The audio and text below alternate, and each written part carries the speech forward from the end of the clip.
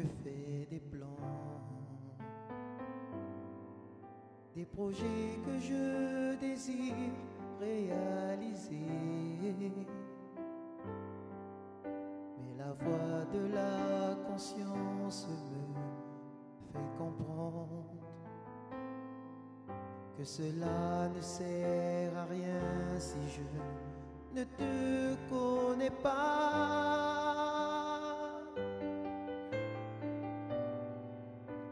Que vaut toute mon existence si dans mon être je n'ai pas ta présence? Que valent tout l'argent et l'or si mon plus grand désir est de te recevoir, Seigneur Jésus?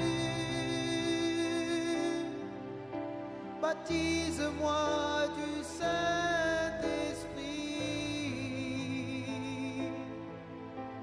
et fais naître en moi ta nature, pour que je puisse contempler ta grandeur,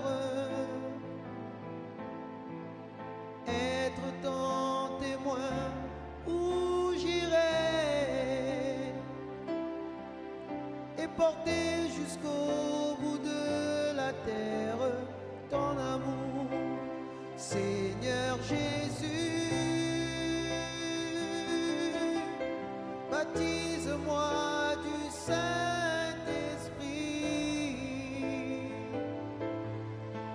et fais naître en moi ta nature, pour que je puisse contempler ta grandeur, être ton témoin où j'irai et porter jusqu'au bout de la terre ton amour. Que vaut toute mon existence si dans mon être je n'ai pas ta présence? Que valent tout l'argent et l'or si mon plus grand désir est de te recevoir,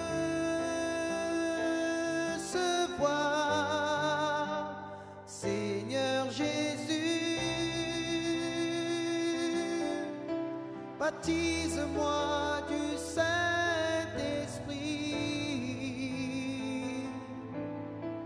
et fais naître en moi ta nature,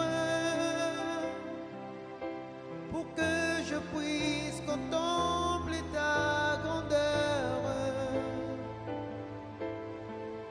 être ton témoin où j'irai et porter jusqu'au bout de la terre ton amour, Seigneur Jésus. Baptise-moi du Saint-Esprit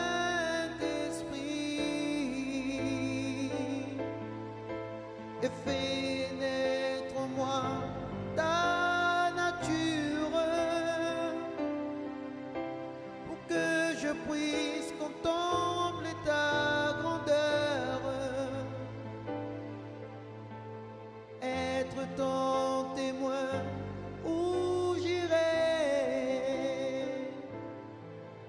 et porter jusqu'au bout de la terre ton amour, et porter jusqu'au bout de la terre ton amour.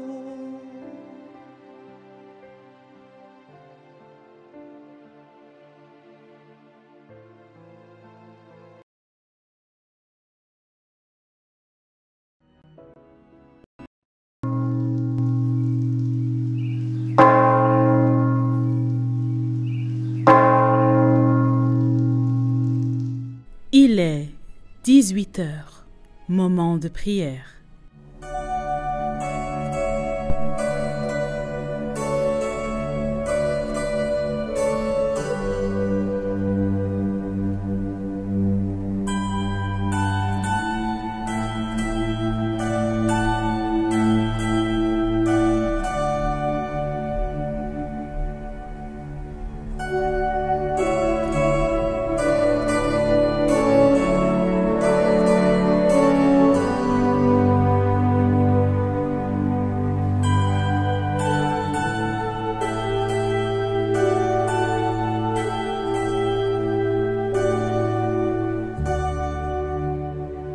Notre Dieu et notre Père, comme d'habitude, on s'arrête à 18 heures pour invoquer ton nom, pour présenter à toi la vie des gens qui vivent un véritable enfer. Il y a des gens qui sa vie est réellement un enfer.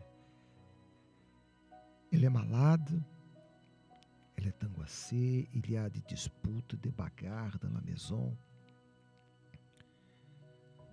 Des gens qui sont sortis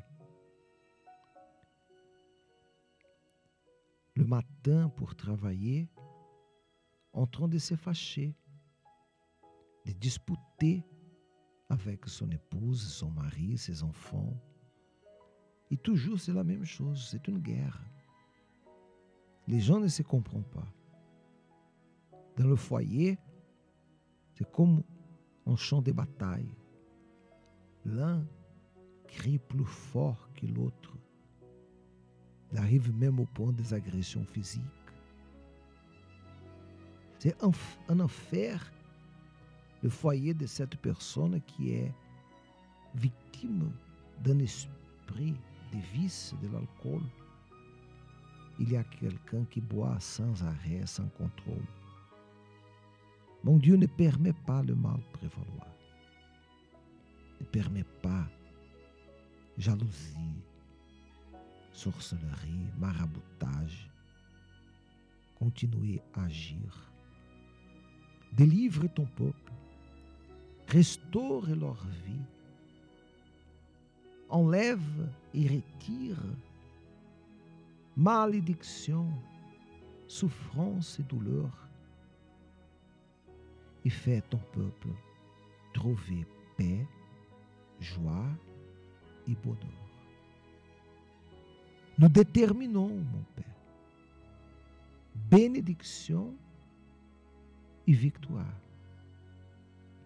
Nous déterminons, Seigneur, prospérité pour tout le monde qui unit la foi à la nôtre et invoque ton nom.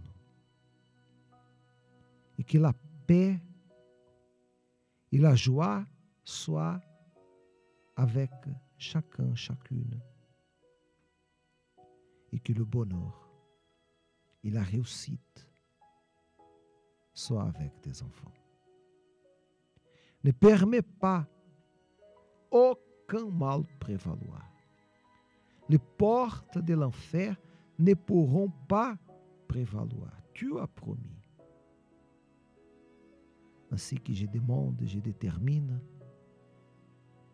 bonheur et paix et joie et tranquillité à chacun, chacune de tes enfants. Bénis ton peuple, mon Père. Bénis tes enfants. Consacre le verre d'eau en faisant possible ces verres d'eau devenir une puissance, une énergie surnaturelle à l'intérieur de chacun et chacune.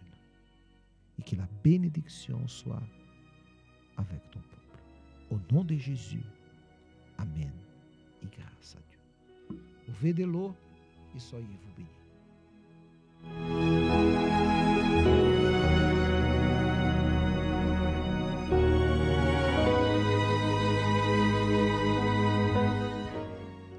Soyez sûrs et certains que Dieu a exaucé votre prière. Si vous êtes fatigué, si vous êtes abattu, si vous êtes affligé, si vous vivez réellement un véritable enfer, et vous dites, ça suffit pour moi, ça suffit. Je ne supporte plus. Je suis arrivé à mon limite. À mon limite.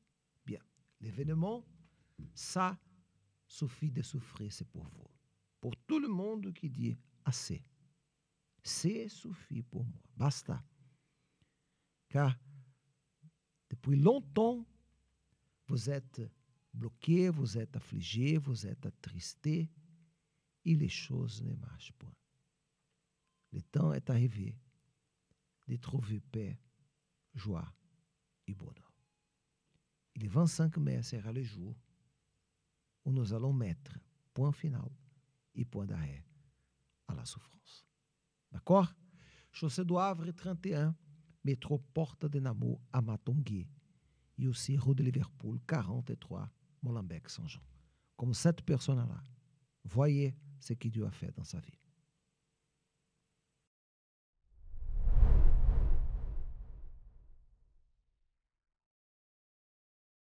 D'un côté, Flávio Paixão, 32 ans, 1,73 m d'auteur. De l'autre, sa belle-mère, Juscelia da Conceição, 52 ans, 1,49 m d'auteur.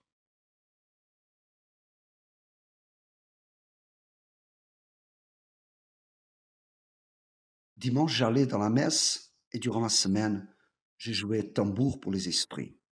J'avais un complexe, un vide au-dedans de moi, très grand. Mais c'était un vide si grand que j'avais au-dedans de moi que je ne pouvais même pas expliquer. Quand je suis arrivé à São Paulo, j'ai pensé que si j'arrivais à vaincre financièrement, en conquérissant quelque chose, je pensais que cela allait me remplir. Donc j'ai lutté. Mais durant ce temps, j'ai servi les mauvais esprits et une partie du montant que je gagnais ici, je devais envoyer. 1 fois, 2 fois par an, je sortais d'ici pour retourner au nord et faire des rituels aux entités. C'est là que j'ai connu vraiment l'abîme. Car ce vide qui m'accompagnait, pour remplir ce vide, on m'a présenté la drogue pour essayer de remplir. Donc je dis que ma vie à ce moment est devenue le kit complet du diable. Où j'allais, le problème allait aussi enraciner avec moi.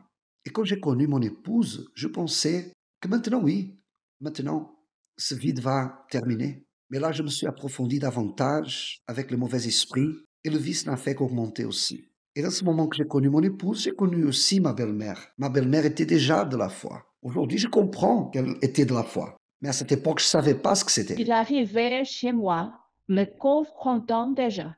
Chaque jour, il venait chez moi pour confronter ma foi. Donc a commencé une période qui a duré durant 14 années, que c'était un défi. Un défi. On combattait une bataille. J'avais une certitude dedans de moi. J'avais une assurance que j'allais avoir la même paix que je voyais en elle. Mais plus je la dérangeais, plus je l'affrontais, elle me traitait bien. Et cela me dérangeait car je voulais qu'elle me traite de la façon comme je la traitais aussi, car je la traitais mal. Parfois, je lui préparais un café, je lui donnais un morceau de gâteau, je l'invitais à parler avec moi et rien ne se passait. Il partait en pensant qu'il allait avoir des ennuis, mais rien ne se passait. Parfois, mon mari me disait, comme mon gendre est insolent, regarde ce comportement.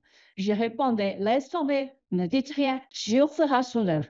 Je ne pouvais pas le faire parce qu'elle était la mère de mon épouse. Mais l'envie que j'avais, c'est de sauter sur son cou, car je les traite si mal. Pourquoi je les affronte autant et me traite encore mieux? Il était vraiment l'acquéreur de la famille. J'essaie par tous les moyens. J'ai venu à la maison, mon beau-père, ma belle-mère m'ont donné. J'ai dépensé l'argent. J'étais un entrepreneur déjà à l'époque. J'ai appris qu'il donnait une bonne quantité de dîmes que je ne comprenais pas. Et moi, ayant besoin d'argent, elle donnait cet argent pour ce voleur. Et moi, si aveugle, leur vie en train de changer, d'avancer. Et moi, je n'avais pas le discernement pour comprendre. Et moi, à fond dans l'occultisme en disant, ça va changer. Je vais avoir ce qu'elle a aussi, et elle va reconnaître que celui à qui je sers est plus grand. Le mien est plus fort. Moi aussi, je suis partie pour le défi.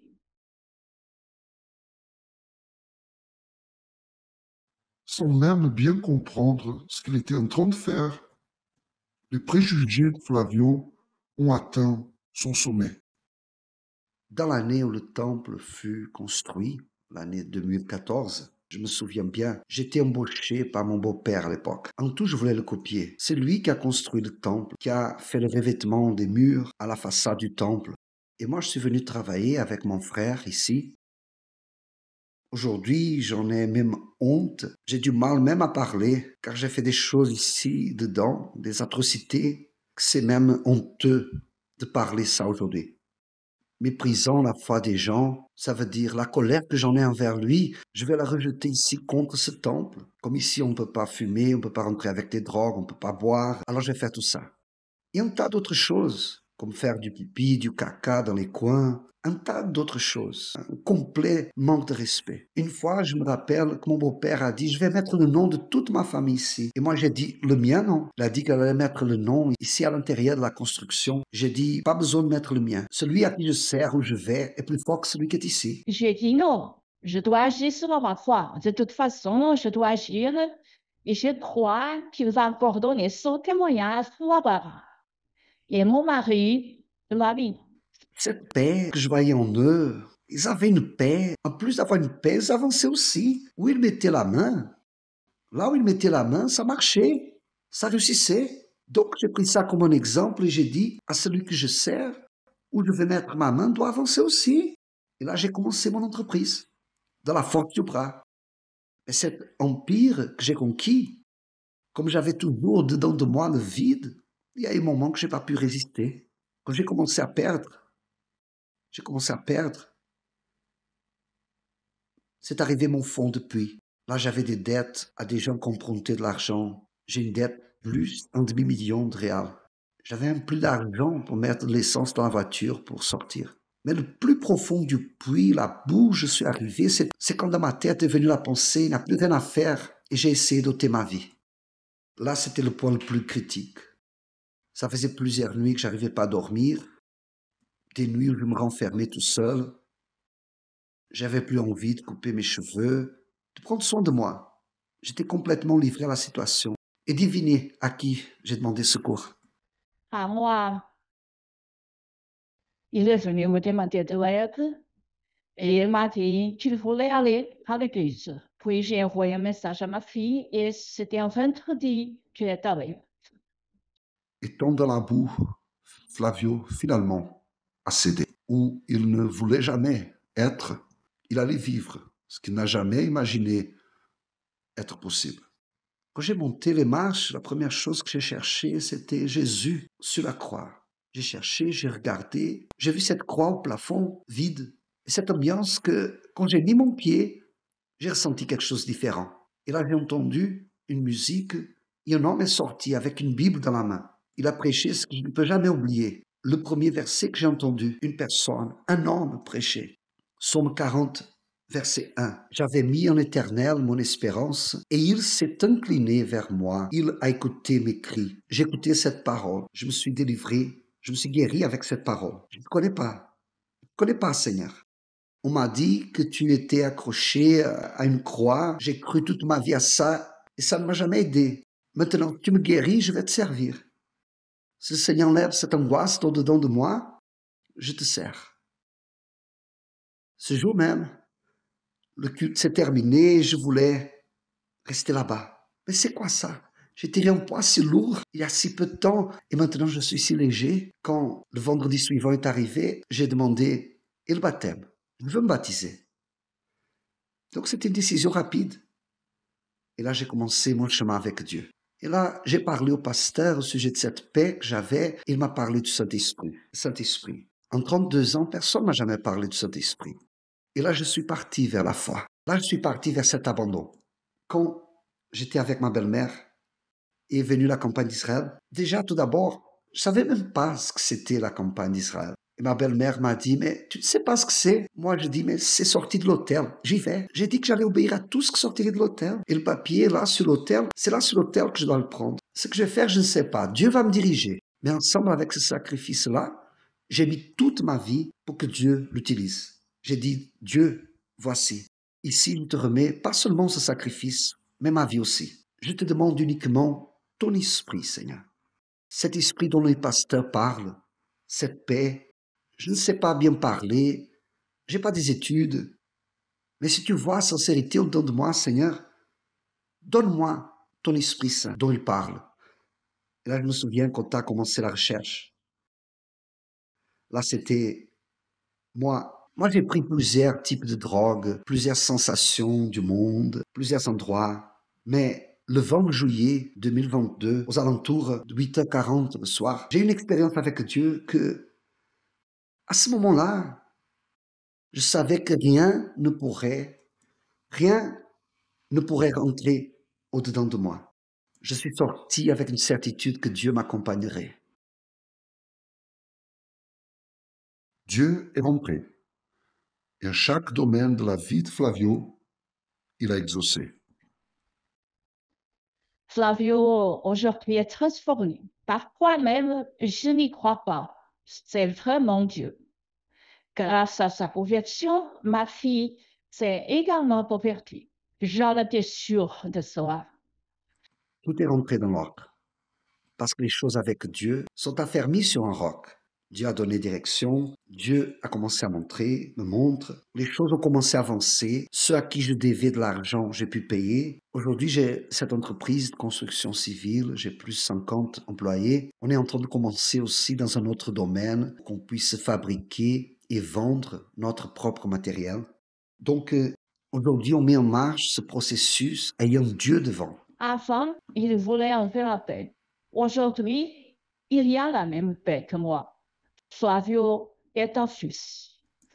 Je la regarde et je dis, elle est une femme d'1m40, mais c'est un géant de plus de 2 mètres d'auteur dans la foi. Dans ce duel, mon Dieu vivant a gagné. Lequel a gagné?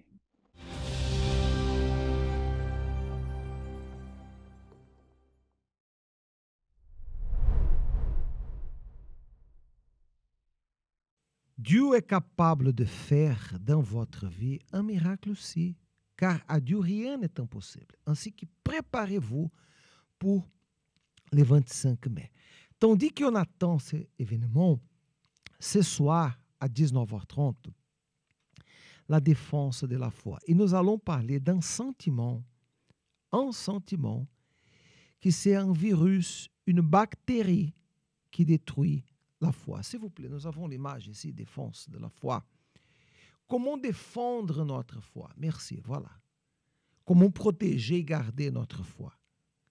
La Bible parle d'un serviteur, un sacrificateur, musicien, prophète, qui a eu un sentiment mortel. Il était au point d'échouer dans sa foi à cause d'un sentiment qu'il ne devait pas avoir dans son cœur. Nous allons parler de ces sentiments aujourd'hui à 19h30. Chaussée do Havre, 31, métro Porta de Namur à Matongui. Et aussi rue de Liverpool, 43, Molenbeek-Saint-Jean. OK? Après la pause, la parole amie de l'évêque Macedo. La plupart des personnes, et malheureusement quelques chrétiens, ont perdu ou sont en train de perdre l'habitude de la méditation de la Sainte Bible. Il n'existe pas de motif pour cesser de lire et méditer le livre le plus important qui existe. Avec une sagesse millénaire, la Bible, au-delà de ses promesses et prophéties, est un manuel de vie. La pratique de ses enseignements change et transforme les pensées et les cœurs. Si vous avez perdu l'habitude de la méditation de la parole et que vous vous sentez faible, vous avez besoin de réfléchir à tout cela. Prenez la décision de sauver votre communion avec Dieu et de retrouver cette habitude. Investissez en vous en méditant tous les jours la parole de Dieu, la Sainte Bible. Utilisez la Bible comme une arme pour trouver des réponses pour votre vie.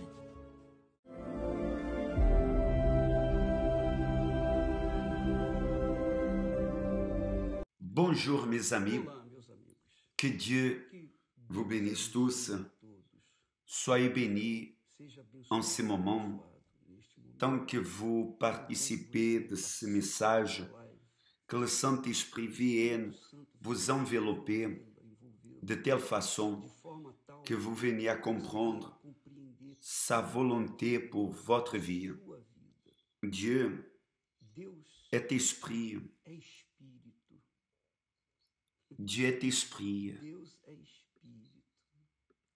De cela je sais, évêque, peut-être ce que vous ne savez pas, peut-être vous ne savez pas que l'Esprit de Dieu veut utiliser votre corps, votre être, votre pensée, votre cœur, vos mains, enfants. Il veut occuper tout votre être pour que par vous, il vienne bénir tant d'autres personnes. C'est cela que le Saint-Esprit fait. Le Saint-Esprit ne va pas utiliser une pelle, une houe, un marteau, non. Il va utiliser des personnes. Il va utiliser des êtres humains. Vous vous souvenez que Balaam était un prophète, mais Balaam s'est assemblé avec les ennemis d'Israël afin de prophétiser contre Israël. Alors, l'ânesse de Balaam, lorsqu'elle a vu l'ange devant elle, s'est arrêtée. Mais Balaam n'a pas vu l'ange, il a vu uniquement l'ânesse qui a vu. Et il résistait, en train de cheminer dans le chemin. Oh mon Père, comme c'est grand. Dieu a utilisé même une ânesse. Imaginez des êtres humains qui ont été créés à son image, ressemblance. Comment il veut nous utiliser. Cependant, il y a une situation que vous ne pouvez pas oublier. Pour qu'il vienne utiliser notre être, il évalue, il pèse, Dieu pèse, le Saint-Esprit pèse, évalue, examine notre cœur. Quelles sont les intentions de notre cœur? Et c'est cela que peu de personnes savent. Beaucoup de personnes pensent que Dieu voit l'extérieur, voit les offrandes, voit les dîmes, voit le travail, voit les œuvres. Mais non, Dieu voit le cœur. Dieu examine notre cœur, votre cœur. Et cela, c'est très important, mais très important, évêque. Cela, c'est une des causes, d'ailleurs, je pense que c'est la principale cause du pourquoi que beaucoup de personnes encore n'ont pas reçu le baptême du Saint-Esprit. Parce que dans le cœur d'elles se passe cette convoitise, ce désir d'avoir le Saint-Esprit pour se vanter, pour parler en langue, pour dire à d'autres personnes, oh, j'ai aussi le Saint-Esprit. Ce n'est pas pour ça. Le Saint-Esprit, lorsqu'il vient, c'est pour nous utiliser, pour utiliser notre bouche, notre intelligence, nos yeux, notre cœur, utiliser nos sentiments, de peser envers ceux qui souffrent. Dieu voit le cœur de chacun de nous et en accord avec ce qu'il voit. Alors, il juge il prend la décision. Jésus, parlant pour les Juifs, pour le peuple en général, y compris les disciples, il a dit, vous avez entendu ce qui a été dit aux anciens. Jésus, utilisant la loi mosaïque, il a dit, vous avez entendu ce qui a été dit, tu ne commettras point adultère. Moi, je vous dis, voyez bien, voyez comme c'est fort. Celui qui vivait sous la loi, de façon obligée, devait garder ce principe de ne pas commettre l'adultère. Mais lorsque Jésus il est venu, il a expliqué mieux. Il a dit, moi, je vous dis que quiconque regarde, cela veut dire, prête attention, une femme pour la convoiter a déjà commis un adultère avec elle dans son cœur. Vous voyez, mon ami, que Dieu évalue ce qui est à l'intérieur de notre âme, dans la profondeur de notre âme, de notre cœur. Alors, lorsque quelqu'un se dispose à faire l'œuvre de Dieu, pourquoi que cette créature veut faire l'œuvre de Dieu? Pourquoi? C'est la question. Si elle pense en avoir une vie meilleure, avoir un travail, on peut dire plus beau, un travail juste, un travail avec Dieu, aussi elle veut faire la volonté de Dieu, l'œuvre de Dieu pour passion des âmes perdues. C'est une autre chose. C'est une autre chose. Alors beaucoup disent, non, je veux avoir le Saint-Esprit pour servir Dieu. Mais est-ce que cela c'est vérité? Personne ne sait. Personne ne sait. Il n'y a que Dieu qui sait. Parce que ni nous connaissons notre cœur, combien plus le monde. Mais Dieu connaît notre cœur. Alors il voit, il évalue l'intention derrière notre cœur. Ce qui réellement est en question à l'intérieur de nous. Alors vous voyez, vous vérifiez par exemple ce témoignage de ce jeune homme, Georges, qui faisait l'œuvre de Dieu, était pasteur, il se dédiait à l'œuvre de Dieu, beaucoup. Mais il s'est refroidi à cause d'une injustice. Il a été lésé et il s'est attristé, il s'est laissé amener par l'injustice. Cependant, Georges avait dans son intérieur, je crois, amour pour les âmes. Il est tombé, il a commis l'adultère. Il a voulu même se tuer. Mais Dieu n'a pas permis. Pourquoi? Parce que l'intention originale, l'intention au début de lui était amener à d'autres personnes ce que Dieu lui avait donné, le salut. Alors, lorsqu'il a été prouvé, il a été amené au fond de l'enfer, presque s'est tué, presque est rentré en enfer, meilleur disant. Alors lui s'est tourné vers Dieu. Dieu lui a donné l'opportunité. Pourquoi? Parce qu'il y avait en lui un cœur sincère et désireux de réellement faire la volonté de Dieu, pas la volonté propre. David, c'est le meilleur exemple de ça. David, qui était David? David était un pasteur de brebis, était en exclu de la société. Il ne servait que prendre soin des brebis. Mais David aimait Dieu. David était l'homme selon le cœur de Dieu.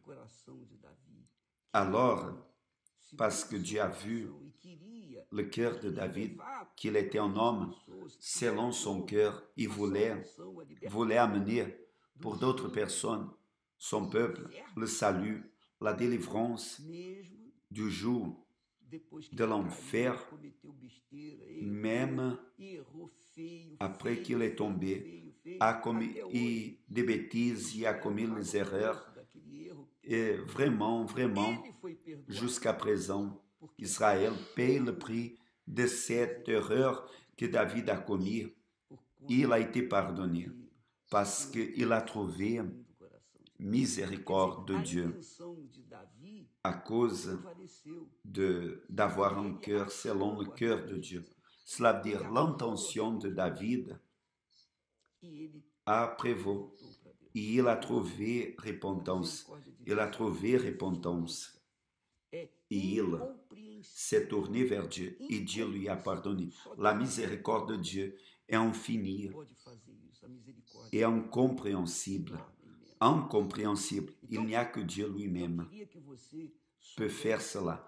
La miséricorde de Dieu est grande, immense. Alors, j'aimerais que vous sachiez de ça pour que vous veniez examiner à vous-même, parce que peut-être vous voulez recevoir le Saint-Esprit, pas pour plaire Dieu, pas pour servir Dieu, pas pour maintenir votre salut au-dessus de tout. Au-dessus de tout, vous voulez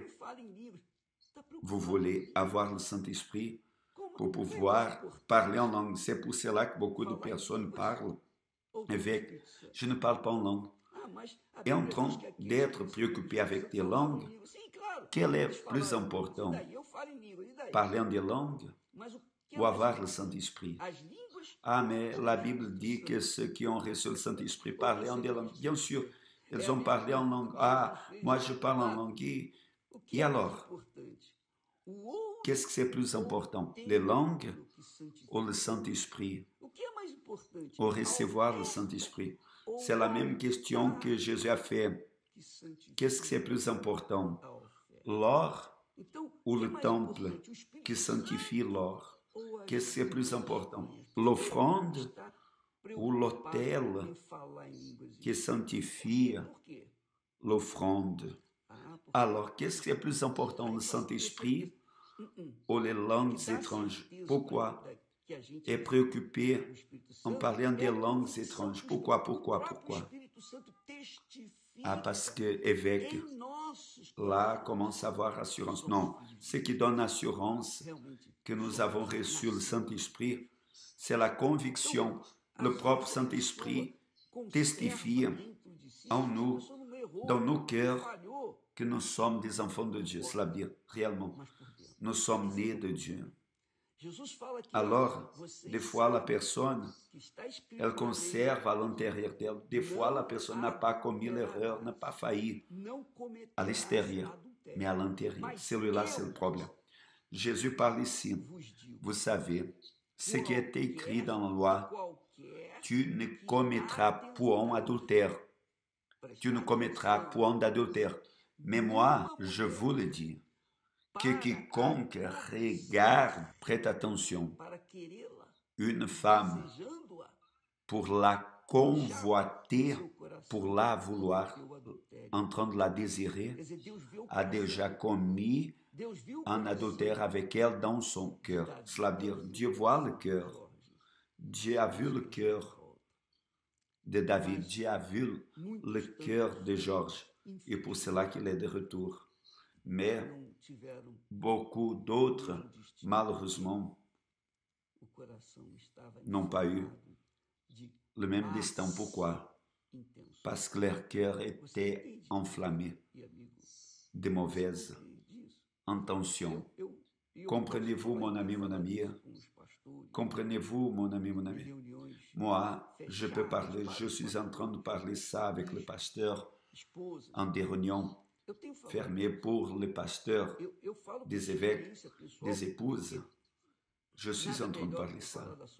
Je parle par expérience personnelle parce que rien meilleur que parler de sa propre expérience. Je me souviens, et vous savez, vous devez savoir ça, lorsque nous sommes livrés pour Jésus, nous nous avons livrés à Jésus, lorsqu'il nous a sauvés, lorsque nous avons eu une expérience avec lui, lorsque réellement, moi, je l'ai connu, lorsque réellement j'ai connu, alors, quelle a été ma réaction? Ma réaction a été celle-là, Seigneur, devant cette glorieuse révélation. Je ne veux plus rester dans ce monde. Amène-moi, parce que je ne veux pas courir le risque de perdre ce que tu m'as donné. Je parlais cela à Dieu. Je ne m'oublie jamais de ça. Celle-là a été la première prière que j'ai faite à lui. Et là, c'est sûr qu'il n'a pas voulu m'amener. Mais, quelle a été l'autre prière? L'autre prière a été, Seigneur, je veux amener à d'autres personnes. Déjà que le Seigneur ne va pas m'amener d'un coup, alors tant que je suis ici, je veux donner aux autres personnes, transmettre aux autres personnes ce que le Seigneur a fait avec moi. Et c'est cela que je suis en train de faire. Cette intention demeure en train de prévaloir dans ma vie. Moi, je suis homme assujetti à des failles et je commets des failles. Celle-là, c'est la réalité. Nous tous, nous faillissons. Qui est celui qui peut conjuguer le verbe péché? Ma mère a péché, mon père a péché. Je pêche, tu pêches. Tout le monde pêche, tout le monde commet des erreurs. Voulant ou sans vouloir, mais pêche. Mais grâce à Dieu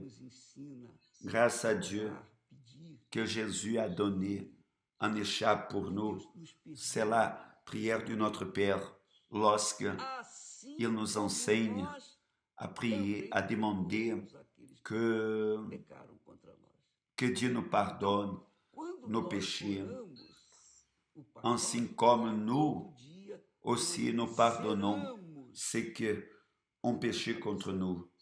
Alors, lorsque nous prions notre Père chaque jour, nous mettons à zéro notre compte avec Dieu. Nous restons délivrés, mais aussi nous devons pardonner. Cela n'a pas de doute. À rien ne sert que je demande pardon et ne pas pardonner. Cela ne va pas fonctionner.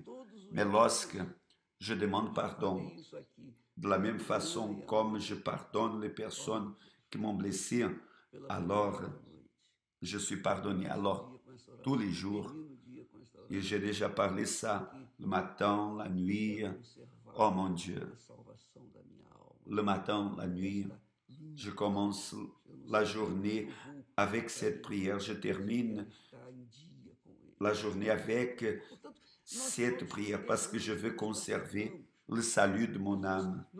Je veux être pur envers Dieu. Je ne sais pas quand je vais vers lui, mais je veux être à jour avec lui chaque jour. Donc, nous tous, nous commettons des erreurs, péchons. Des fois, nous ne péchons pas avec les yeux, mais nous péchons avec la bouche. Nous parlons de trop, n'est-ce pas? Et nous parlons de bêtises, spécialement moi. Je sais de ça. Je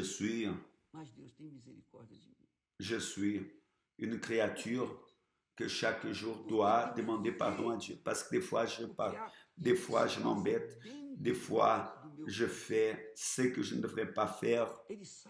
Mais Dieu est miséricordieux de moi. Pourquoi?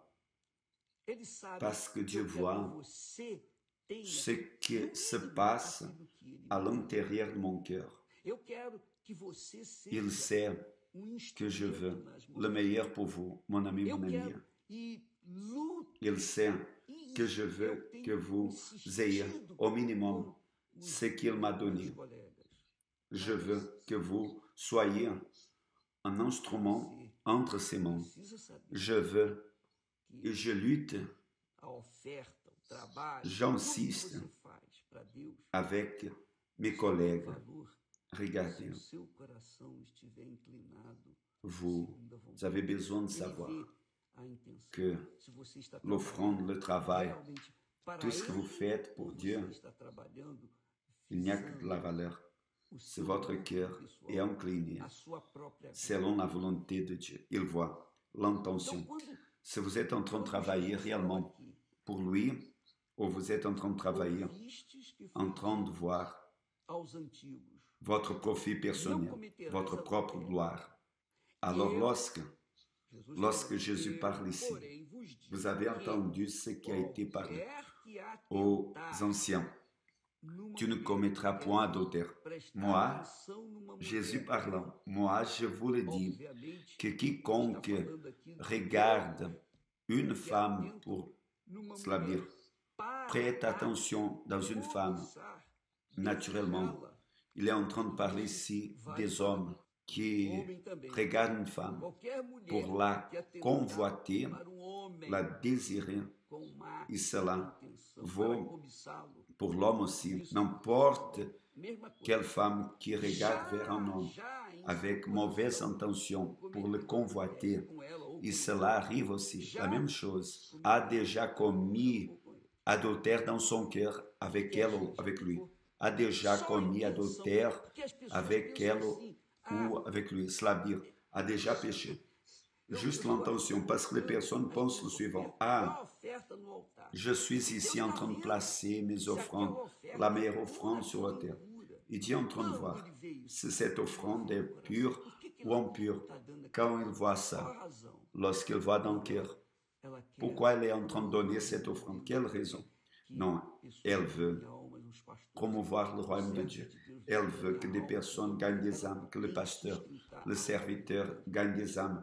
Alors, elle doit soutenir l'œuvre de Dieu. Alors, je vais contribuer pour gagner des âmes. Mais si elle pense, non, je veux rester riche, je vais donner cette offrande, parce que Jésus a dit, donnez, vous recevrez. Alors, je vais être riche, je veux avoir argent, avoir ceci. Elle sera riche, mais à l'extérieur, parce qu'à l'intérieur, elle est déjà pauvre, elle a déjà perdu, parce que l'intention qu'elle a n'est pas agréable à Dieu. Dieu voit l'intention de notre cœur. C'est pour cela que beaucoup de personnes entrent à l'église, livrent leur vie à Jésus, et dans l'œuvre, font l'œuvre de Dieu, commencent à aider d'autres personnes, etc., etc. Et d'un coup, n'importe quel rume, elle sort de l'œuvre. Ah, j'ai été lésé. Ah, c'est produit ceci. Qu'est-ce que c'est produit en réalité? C'est qu'au fond de son cœur, il y avait une mauvaise intention. Et Dieu n'accepte pas d'offrande lorsque le cœur est rancunier, lorsque le cœur est incliné pour faire sa propre volonté. Alors, je répète que moi, malgré les malgrés, Dieu nous a choisis parce que là derrière, au début de ma carrière, j'ai dit, Seigneur, je ne veux plus vivre. Je suis satisfait. J'avais 19 ans. J'étais un jeune homme. La vie devant. Je ne veux plus rester ici.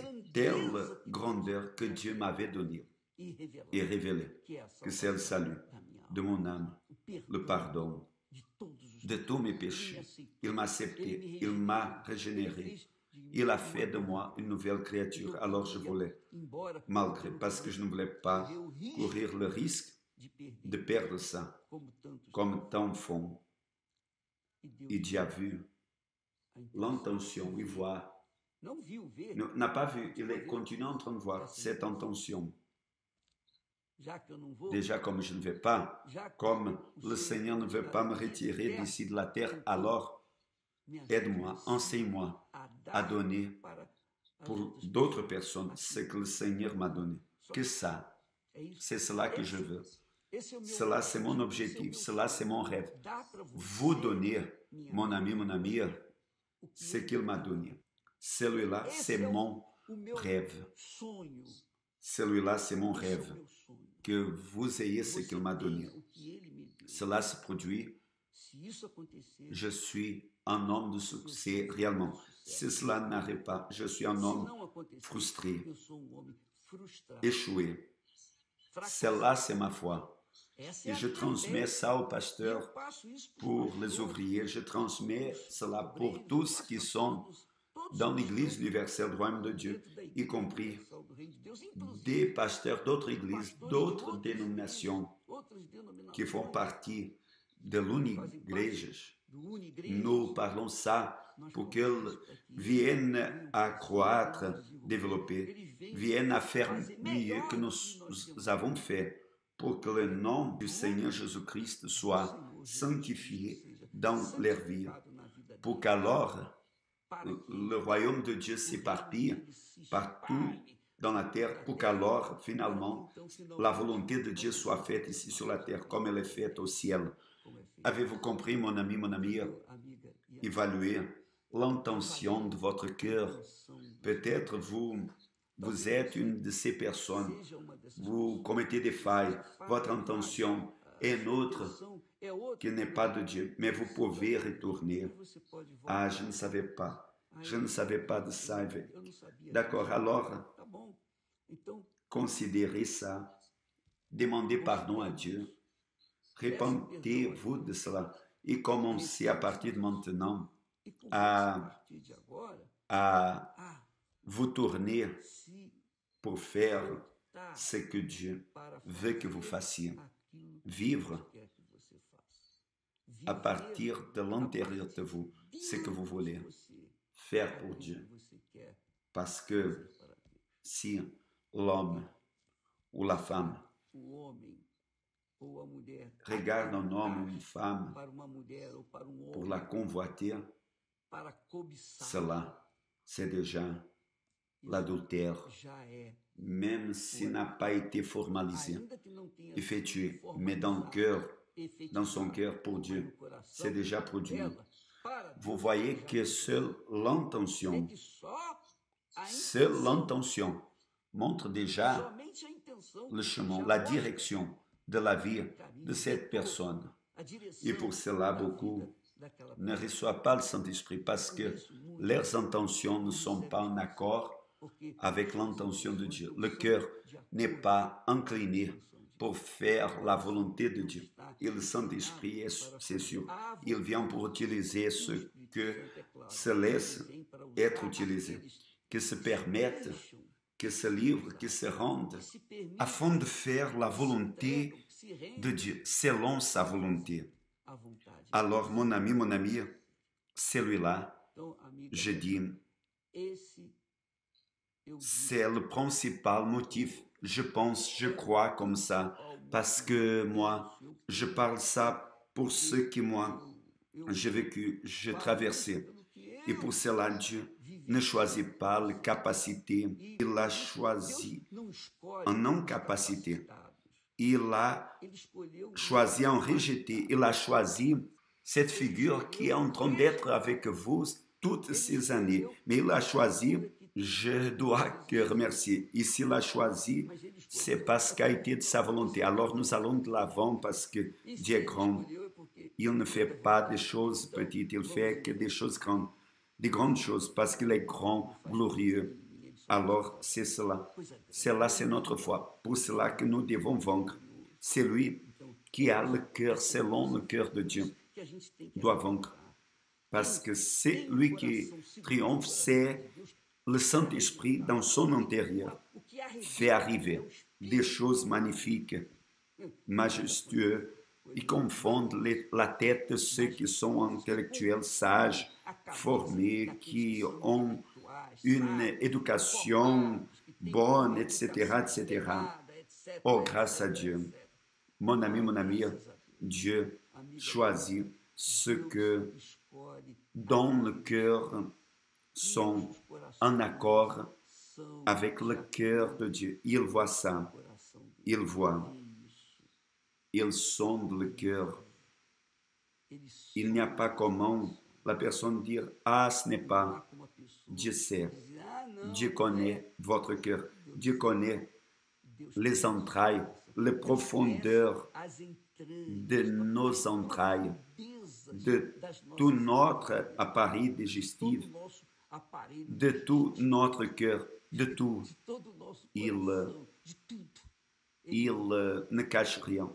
Il a connaissance de tout. Il choisit ce que réellement, véritablement, sincèrement, veulent faire ce qui lui plaît.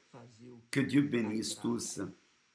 Il y a demain, nous serons en train de prier pour les mères. Demain, c'est le jour des mères. Je sais que ces fêtes que nous avons dans le calendrier, dans le monde entier, de tout le peuple, cela c'est juste pour faire le mouvement de l'économie.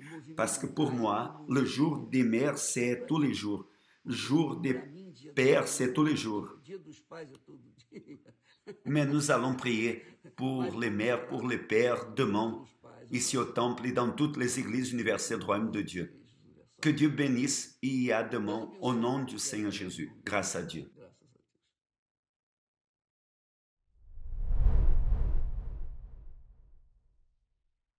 Si vous voulez vous inscrire, vous abonner gratuitement à la chaîne de l'évêque Macedo, de Telegram, inscrivez-vous là. Les coordonnées sont là. OK? Et vous allez vous inscrire et recevoir chaque matin un message, une parole de foi, d'espoir qui vous aidera spirituellement à réussir, à avancer, à surmonter spirituellement. Et demain, la thérapie de l'amour. J'aimerais bien demander à tout le monde de préparer la photo d'un cher le plus incrédule que vous avez. Quel est le cher? Celui-là dont le cœur est dur comme une pierre. Vous parlez, vous insistez, et c'est comme s'il ne faisait pas cas. C'est comme si quelqu'un qui était sourd par rapport à vos paroles, vos conseils. Préparez la photo de cette personne et amenez demain. Nous aurons une thérapie spéciale pour le salut de notre famille. D'accord? Como Dieu a transformé cette famille. Regardez.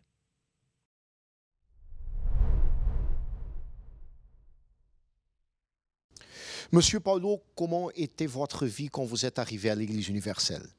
Quand je suis arrivé à l'Église universelle, ma vie était complètement détruite. Dans ma vie sentimentale, le gros problème que j'avais moi, c'était dans la vie sentimentale. J'avais une relation où j'ai eu un enfant et ça ne fonctionnait pas. Ça n'a pas fonctionné, ça ne fonctionnait pas. Il y a eu des disputes et ça ne fonctionnait pas. À la maison, je vivais chez mes parents avec mon frère. À cause de la dépression, de la maladie de ma mère, c'était un enfer. Mon père a même dit un jour qu'il était prêt à tuer moi et mon frère, ma mère, et de se tuer tout de suite après. Et j'avais des problèmes financiers aussi. J'avais des dettes même si j'habitais chez mes parents.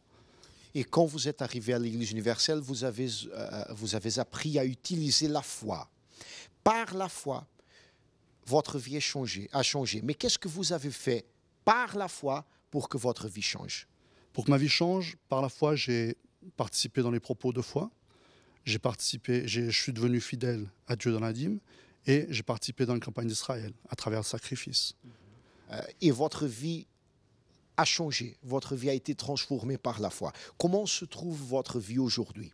Ma vie est complètement transformée. J'ai réussi à vaincre dans la vie sentimentale, on va dire comme ça. Je me suis marié, et bien marié. On a on a réussi des appartements, on a acheté des appartements qu'on a mis en location en France, 3 appartements. On a acheté aussi un appartement dans lequel on vit actuellement. Et dernièrement, on a acheté une maison, de 300 mètres carrés avec un terrain de 1200 mètres carrés. On a une voiture, une Audi Q7. On a aussi une boutique en ligne sur Internet et aussi une boutique à Lucerne, physique, et une boutique à Zurich. Voilà. Quand vous êtes arrivé à l'Église universelle, vous aviez des dettes, vous avez dit ça. Aujourd'hui, vous êtes une personne prospère. Tout à fait, oui. Je suis rentré avec des dettes et aujourd'hui, je suis une personne prospère avec un patrimoine qui équivaut aux alentours d'1 million de francs suisses. Marié? Marié, et bien marié, avec une petite fille. L'enfant de la première relation où il y avait toujours les disputes vit avec nous et maintenant avec nous. Et voilà, on est content. Et votre vie est complètement transformée? Tout à fait. Notre vie est complètement transformée, déjà en commençant dans notre intérieur, dans notre vie spirituelle, notre vie sentimentale, notre vie familiale, notre santé et notre vie financière.